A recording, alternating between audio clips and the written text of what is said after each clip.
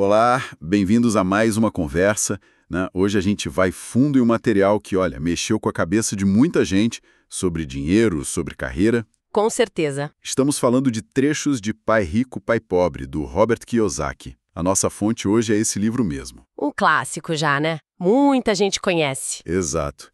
E a nossa missão aqui é tentar extrair aquelas ideias mais fortes sobre mentalidade financeira, o papel da educação formal versus a financeira, e como, pelo menos na visão do autor, se constrói riqueza de verdade. E focar naquele contraste clássico, né? O pai rico e o pai pobre. Isso. Essa diferença de pensamento que é o centro de tudo, né? Um pai focado na segurança, no emprego, no diploma, aquele caminho mais tradicional. E o outro totalmente na ideia de fazer o dinheiro trabalhar para si, né? Na tal da inteligência financeira. E claro, vamos tentar entender o que ele chama de corrida dos ratos. Que nome, hein? E como ele sugere que a gente pode talvez escapar dela. Bem, vamos lá, vamos desembrulhar isso. Vamos sim. Então, a espinha dorsal do livro, como a gente falou, é essa experiência do Kiyosaki crescendo com duas figuras de pai, né?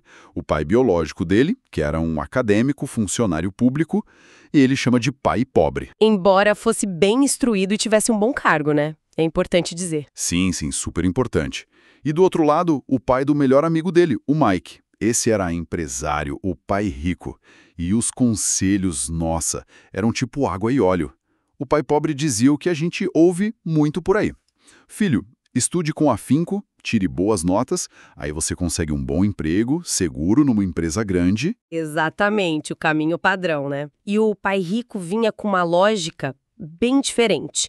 Ele falava, não trabalhe pelo dinheiro.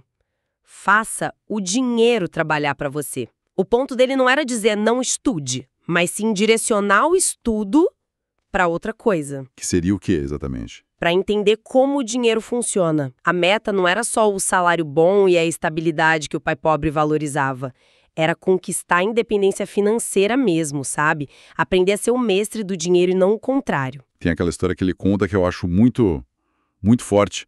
Quando ele tinha uns 9 anos, né? Ah, sim, a do clube. Isso, ele se sentiu meio excluído por ser o garoto pobre e foi direto no pai perguntar: pai, como é que eu fico rico? E o pai dele, que era, como você disse, super instruído, PhD, chefe da educação lá no Havaí. Um cargo importante. Exato. Ele virou pro filho e falou: olha, filho, eu não sei. E ainda deu a dica: mas por que você não pergunta pro pai do Mike, que era o pai rico? Imagina a cena, essa honestidade do pai. É muito revelador, né? E mostra bem essa diferença de formação e de mentalidade.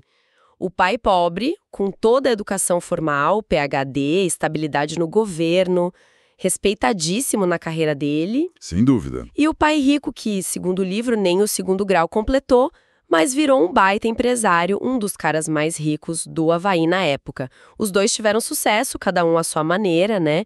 Mas o resultado financeiro, nossa, completamente diferente. Totalmente. E isso já joga a pergunta na mesa logo de cara. Que tipo de educação, que tipo de conhecimento realmente faz a diferença para construir patrimônio? É só o diploma mesmo? E não é só a história dele, né? A coautora, a Sharon Lechter, ela relata uma coisa parecida. Ela e o marido seguiram o roteiro. Faculdade boa, empregos bons, carreira subindo. O caminho tradicional. O tradicional. Mas aí chegou um ponto, acho que até por causa de uma pergunta do filho deles, que eles perceberam que só isso, só a boa formação, as notas altas, já não garantia mais o sucesso financeiro no mundo de hoje. Uma constatação dura, né? Demais. O que leva a gente direto para essa ideia da corrida dos ratos. Essa metáfora é central no livro, né? Para descrever um ciclo que, segundo ele, muita gente vive sem nem perceber. É tipo assim, você nasce, aí vai pra escola, estuda. O caminho normal. Normal. Aí arruma um emprego pra ganhar dinheiro. Com o dinheiro começa a gastar, né? Compra a casa financiada, o carro à prestação, cartão de crédito, enche a vida de contas. Aumenta o padrão de vida. Exato. Aí as despesas sobem. Você precisa de mais grana. Que você faz? Trabalha mais horas, busca promoção pra ganhar mais. O ciclo. Só que aí, ganhando mais, você também paga mais imposto, talvez se endivide ainda mais para manter aquele padrão que você mesmo criou. E no fim das contas, o que você ensina para os seus filhos? O mesmo ciclo, provavelmente. Estuda para ter um bom emprego. Exato, porque é o único caminho que você conhece. É um ciclo que, no livro, ele diz ser movido por duas coisas: o medo de ficar sem dinheiro e o desejo de consumir mais. Mas sem entender de verdade como o dinheiro funciona, nem como pular fora dessa roda. E aí que a coisa começa a ficar diferente mesmo. O livro conta como foi o início da educação financeira dele com o pai rico. Ele e o amigo Mike foram trabalhar numa das lojinhas do pai rico. Sabe fazendo o quê? Limpando as latinhas, né? Limpando latinha de conserva empoeirada e ganhando 10 centavos por hora. Uma miséria, né? Mesmo para a época, Com certeza. o Kiyosaki criança ficou super frustrado, se sentindo explorado, achando que não estava aprendendo nada de útil. Aí ele foi tirar satisfação com o pai rico. E a reação do pai rico é que é o ponto-chave, né? O método de ensino dele. Ele não deu bronca, não deu sermão. Ele usou a frustração do menino e ele chamou de deixar a vida empurrar um pouco, sabe? Deixar sentir na pele. Isso, para ensinar a lição. Ele explicou que a maioria das pessoas passa a vida correndo atrás do dinheiro por causa de duas emoções básicas: medo e desejo. Medo de faltar grana para as contas e desejo pelas coisas que o dinheiro compra. Um carro novo, férias, etc. Faz sentido. E nessas emoções, segundo ele, acabam ditando as decisões financeiras e prendendo as pessoas no emprego, nessa corrida. Foi aí que ele soltou a frase famosa: os pobres e a classe média trabalham pelo dinheiro. Os ricos fazem o dinheiro trabalhar para eles. Mas não foi só discurso, né? Ele testou os garotos na prática. Testou mesmo. Depois que eles aceitaram trabalhar de graça, só para aprender, ele começou a balançar a cenoura, digamos. Ofereceu um aumento. Vários. Começou com 25 centavos por hora, depois foi para $1, $2, chegou a oferecer $5 por hora. Imagina, para duas crianças naquela época, era uma fortuna. Uma grana preta. Total. E a intenção era clara: testar se o desejo, a ganância ia falar, mais alto que a vontade de aprender a lição principal. E o legal é que os meninos, depois de um certo ponto, recusaram. Começaram a sacar a armadilha, né? De só ficar correndo atrás do aumento, do dinheiro fácil. Entendi. Eles perceberam que era um teste. Exato. O ponto dele era mostrar ali, na prática, como as emoções podem ferrar com o nosso pensamento financeiro mais racional, mais estratégico. As pessoas reagem muito ao estímulo imediato, né? O salário no fim do mês, a promessa de aumento. A segurança do contra-cheque. Isso. Em vez de parar e pensar, tá, mas como eu construo algo que me dê liberdade de verdade no longo prazo? Como eu saio dessa dependência? Ele usou aquela imagem do burro correndo atrás da cenoura amarrada na vara na frente dele. Você corre, mas nunca alcança. Exato. Fica preso ali no mesmo lugar, na tal corrida dos ratos. O dinheiro vira essa ilusão que te mantém ocupado, correndo, mas sem progredir de verdade para a independência financeira. E a primeira sacada deles de negócio mesmo veio justamente daí, né? Dessa experiência. Veio. Trabalhando de graça na loja, eles perceberam que a dona descartava os gibis velhos depois de arrancar a capa para devolver para o distribuidor. Acho que era isso. Sim, para receber o crédito de volta. Isso. Aí eles tiveram a ideia. Pediram para ficar com aqueles gibis sem capa e o que eles fizeram? Montaram tipo uma biblioteca no porão da casa do Mike. Genial. E cobravam da molecada da vizinhança, acho que 10 centavos para ler quantos gibis quisessem por umas 2 horas. Olha que interessante. Era um negócio que dava dinheiro para eles. Mesmo sem eles estarem lá o tempo todo, né? Exatamente. Diferente de limpar as latinhas. Era um exemplo prático, simples, mas prático de fazer o dinheiro trabalhar para eles. Entendi. Foi a primeira experiência real com um ativo, então. Perfeito. Ilustrou na prática o que o pai rico queria ensinar. Ele não só falou, ele criou a situação para eles mesmos enxergarem oportunidade e agirem. Viram um recurso ali, sendo desperdiçado. Os gibis? Os gibis tiveram a ideia, botaram a mão na massa e criaram um pequeno ativo que gerava renda passiva. Foi o primeiro passo concreto para sair daquela lógica de só trocar tempo por dinheiro. Isso é a tal alfabetização financeira na prática, né? Falando nisso, esse é um dos conceitos mais talvez o mais famoso do livro, né?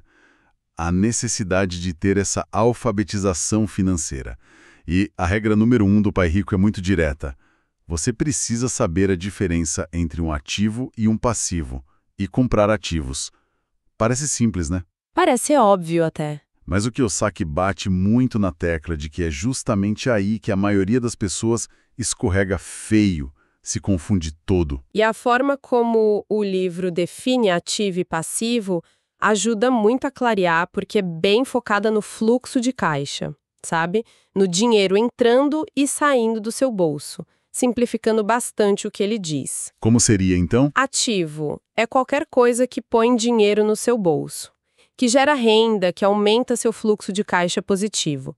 E ele dá vários exemplos. Negócios que funcionam sem você precisar estar lá o tempo todo, ações que pagam dividendos, títulos de renda fixa, imóveis alugados que dão lucro líquido, royalties de coisas que você criou. Certo.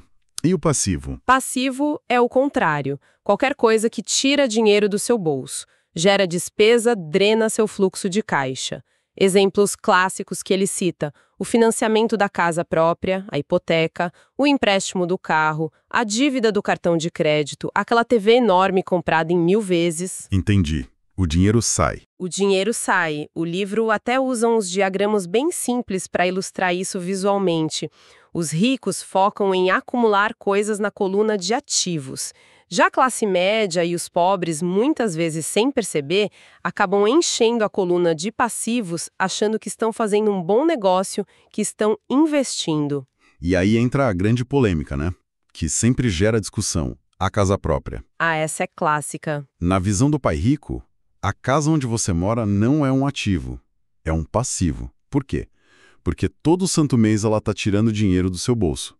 É a prestação do financiamento, é IPTU, é condomínio, seguro, manutenção. É um custo constante. Exato. E isso vai totalmente contra a cultura, né? Contra o que o pai pobre ensinava, que a casa é o maior patrimônio da família, o investimento mais seguro. Exato. O sonho da casa própria é muito forte, né? Muito. E o Kiyosaki usa aqueles diagramas de fluxo de caixa para mostrar. O dinheiro sai da sua renda, passa pela coluna de despesas por causa da casa e vai embora. Não volta. A mensagem central por trás dessa polêmica toda é que a verdadeira medida de riqueza para o livro não é só o quanto você ganha por mês, mas sim o quanto você consegue guardar e, mais importante ainda, o quanto você consegue fazer crescer investindo em ativos. Ativos que gerem mais dinheiro. Para não depender só do salário. Exatamente. Ele até cita exemplos tipo ganhadores de loteria ou atletas famosos que ficam milionários do dia para a noite. E depois quebram. E pouco tempo depois estão na lona de novo. Por quê? Falta a tal da alfabetização financeira. Eles não sabem o que fazer com a grana, não constroem uma base de ativos que continue gerando renda quando o salário alto ou o prêmio acabar. O foco, segundo o livro, tem que ser sempre em aumentar a coluna de ativos. É isso que te tira da dependência do trabalho. O que já puxa o gancho para a terceira lição-chave do Pai Rico, que é: cuide do seu negócio. Essa também é ótima. E aqui tem uma distinção que eu achei muito, muito boa. Ele separa a sua profissão do seu negócio. São coisas diferentes. A profissão é o seu emprego, onde você trabalha para outra pessoa, troca seu tempo, seu conhecimento, por um salário. Certo. O seu negócio, na visão dele, é a sua coluna de ativos. É aquilo que gera renda para você, independentemente de você estar batendo ponto ou não. O exemplo que ele dá do Ray Kroc do McDonald's é perfeito para ilustrar. O que ele diz do Kroc? Ele diz que a profissão do Kroc era vender franquia de hambúrguer. Mas o negócio dele mesmo, o que construiu a fortuna gigantesca, foi acumular os terrenos onde as lojas do McDonald's eram construídas. Ele era, na verdade, um investidor imobiliário. Ah, que interessante. Faz todo sentido. O argumento é forte, né? Se você foca só na sua profissão, no seu emprego, você está na prática ralando para enriquecer outras pessoas. Quem seriam essas pessoas? O dono da empresa onde você trabalha, em primeiro lugar. Depois o governo, através dos impostos que incidem direto no seu salário. E os bancos, né? Com os juros dos seus empréstimos, financiamentos. É verdade. A sugestão do livro não é tipo peça demissão amanhã. Não é isso. Mas sim, Mantenha seu emprego para pagar as contas, se for preciso, claro. Mas use seu tempo livre, sua energia, para construir, em paralelo, a sua coluna de ativos. Esse é o seu verdadeiro negócio. É isso que vai te dar liberdade lá na frente. E que tipo de ativo ele sugere para construir esse negócio? Ele lista várias coisas. Aqueles negócios que podem funcionar sem a sua presença constante, ações de empresas sólidas, títulos, fundos de investimento, imóveis para alugar e gerar renda, até royalties de propriedade intelectual, tipo um livro que você escreveu, uma música, uma patente. O importante é criar fontes de renda que não dependam só do seu trabalho diário. Entendi. E para fazer isso de forma mais eficiente, digamos assim, entra a quarta lição, que fala sobre impostos e o uso de sociedades anônimas, as empresas, né? As corporações. Exato. Esse ponto é bem interessante. O livro dá até uma pincelada histórica, argumentando que o imposto de renda, principalmente lá nos Estados Unidos, onde surgiu, foi meio que vendido com a ideia de taxar os mais ricos, sabe? Tipo um Robin Hood moderno. Pegar dos ricos para dar aos pobres, a ideia inicial. Isso. Mas que na prática, com o tempo, a carga tributária acabou pesando muito mais para a classe média e para os trabalhadores assalariados. E como os ricos lidam com isso, segundo o livro? É aí que entra o que ele chama de QI financeiro, que não é só saber ganhar dinheiro, é um conjunto de 4 conhecimentos: contabilidade, investimentos, entendimento de mercados e, crucialmente, leis. Entender as regras do jogo. Exatamente. Não adianta só fazer dinheiro, tem que saber como proteger esse dinheiro e como multiplicá-lo dentro da lei. E a estrutura da sociedade anônima, a corporation lá nos Estados Unidos, que seria similar à nossa LTD ou SA aqui, é apresentada como uma ferramenta poderosa que os ricos usam para isso. E por que seria tão vantajoso ter uma empresa? Basicamente por 2 motivos principais, segundo o livro. Primeiro, a eficiência tributária. Uma empresa geralmente paga suas despesas operacionais, salários, aluguel, matéria-prima, etc., antes de calcular o imposto sobre o lucro que sobrou. Ah, entendi. Paga as contas primeiro. Isso. Já um empregado recebe o salário bruto, o imposto de renda e outras contribuições são descontados direto na fonte e só depois ele vai pagar as contas dele com o salário líquido, com o que sobrou.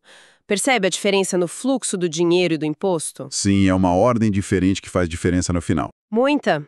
E o segundo ponto é a proteção patrimonial. A empresa tem uma personalidade jurídica separada da pessoa física do dono. Isso ajuda a proteger os bens pessoais do empresário, caso a empresa tenha problemas, vá à falência ou sofra um processo judicial. Teoricamente, o patrimônio pessoal fica mais resguardado. Certo. Faz sentido essa vantagem legal e tributária. Mas para usar isso bem, precisa entender de lei, para não fazer besteira, e de contabilidade, para gerenciar o fluxo e aproveitar os benefícios fiscais corretamente. Faz parte do tal QI financeiro. Entendi. Mas, como o próprio livro reconhece, né? Não adianta só saber tudo isso na teoria. Muita gente até entende os conceitos de ativo, passivo, a importância de investir, mas não consegue sair do lugar. Trava.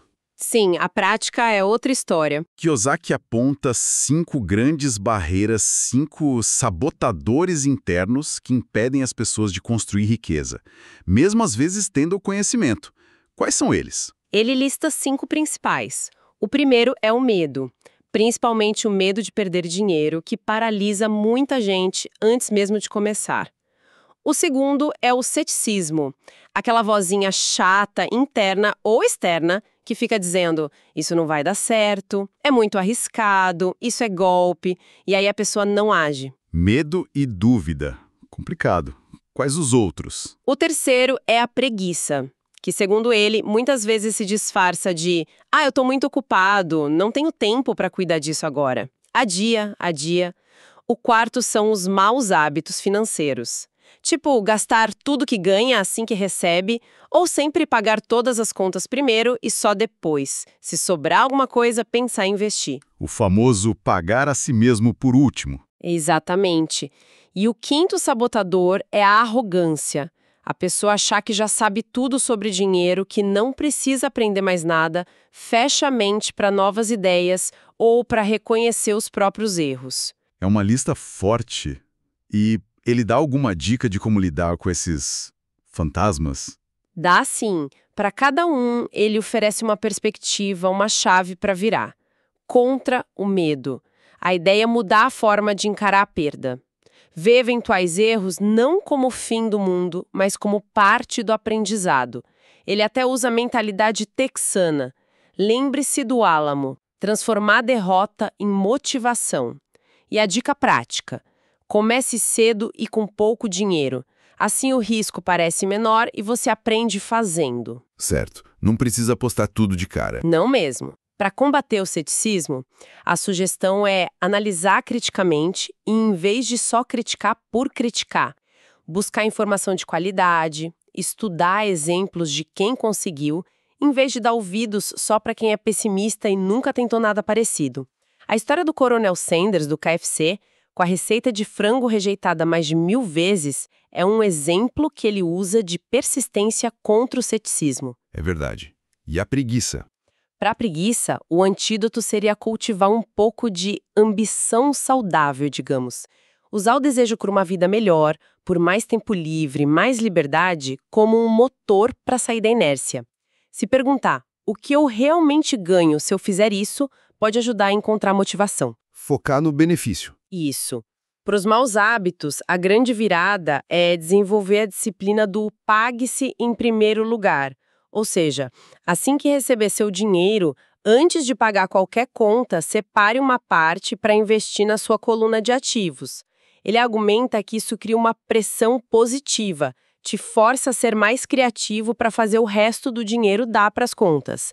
Mas ele ressalta, isso não é para ser irresponsável com as dívidas, claro. É um hábito a ser construído. Exatamente. E por fim, contra a arrogância. A receita é simples na teoria, mas difícil na prática. Humildade intelectual e curiosidade constante. Reconhecer que sempre existe mais para aprender sobre dinheiro, investimentos, economia. E que, como ele diz, o que você não sabe é o que te faz perder dinheiro. Manter a mente aberta sempre. Faz todo sentido. O ponto central dele parece ser que essa tal genialidade financeira não é um dom divino para poucos escolhidos, né? Estaria meio que adormecida dentro de todos nós, só precisa ser despertada. Exato. E para despertar não basta só o conhecimento técnico, o tal QI financeiro que falamos. Precisa também de uma boa dose de ousadia, de coragem para agir, mesmo com medo, mesmo com dúvida. É a combinação do saber com fazer. E para isso, a educação financeira tem que ser contínua, né? Não parar de aprender. Fundamental. Ele bate muito nessa tecla. Buscar aprender sempre. Ler livros, fazer cursos, ouvir conversas como essa nossa. É o motor para manter a mente afiada e as oportunidades no radar. E tem uma coisa que ele fala que é bem forte também, o poder das nossas escolhas diárias, né? Sim, cada real que a gente decide gastar numa coisa ou investir em outra é como se fosse um voto. Uma pequena decisão que está moldando o nosso futuro financeiro dia após dia. Uma escolha pequena hoje pode ter um impacto enorme lá na frente. Exatamente. A escolha de, por exemplo, dedicar 1 hora do dia para ler um livro sobre finanças ou fazer um curso online, em vez de só ficar no piloto automático consumindo entretenimento, essa escolha repetida é vista no livro como crucial. Investir na própria mente, na capacidade de entender e lidar com dinheiro, é apresentado como o investimento mais importante e rentável de todos. Muito bom. Então, para a gente ir fechando o nosso mergulho de hoje nas ideias principais de Pai Rico, Pai Pobre, o que a gente viu? Vimos a diferença brutal de mentalidade financeira que ele propõe entre os dois pais, né? Sim, o foco na segurança versus o foco na liberdade. Vimos a importância crítica de saber diferenciar ativo de passivo e focar quase que obsessivamente em comprar ativos. Ativos de verdade, que botam dinheiro no bolso. A regra número 1, né? Exato. O conselho de cuidar do seu próprio negócio, que significa construir a sua coluna de ativos, mesmo que você ainda tenha um emprego formal. Separar a profissão de negócio. Isso. Falamos também da importância da inteligência financeira, que envolve entender o básico de contabilidade e investimentos, como os mercados funcionam e as leis, principalmente a parte de impostos e o uso estratégico de empresas. O tal do QI financeiro. E por fim, mas não menos importante, a necessidade de encarar de frente e superar aquelas barreiras mentais, o medo, o ceticismo, a preguiça, os maus hábitos e a arrogância, para conseguir de verdade sair daquela corrida dos ratos. E é fundamental ressaltar, né, que na visão que o livro apresenta, essa inteligência financeira toda não é sobre fazer mágica, nem sobre dominar estratégias super complexas que só um gênio da matemática entende.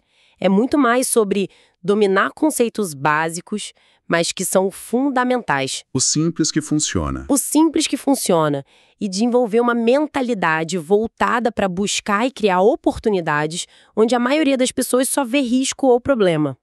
E claro, ter a disciplina para agir consistentemente, mesmo que começando pequeno e aprendendo no caminho, com os erros e os acertos. O aprendizado contínuo e a ação são a chave. Perfeito. E para a gente terminar, como sempre, fica aqui uma provocação para quem nos ouviu, inspirada diretamente no que a gente conversou. O livro defende muito a ideia de que dinheiro é, na essência, apenas uma ideia, e que o nosso maior ativo, a ferramenta mais poderosa que a gente tem, não é o dinheiro em si, mas sim a nossa mente, a nossa capacidade de pensar, de aprender, de criar. O ativo mais valioso. Exato. Se isso for verdade, a pergunta é: como cada um de nós pode começar hoje mesmo, talvez agora, a treinar a própria mente para enxergar as oportunidades financeiras que geralmente passam despercebidas pela maioria e assim começar a construir a própria riqueza, não importa qual seja o ponto de partida atual? Uma ótima pergunta para refletir. Fica aí a reflexão. É isso por hoje, pessoal. Agradecemos muito a companhia nesta análise das perspectivas trazidas por Pai Rico, Pai Pobre. Até a próxima. Até a próxima!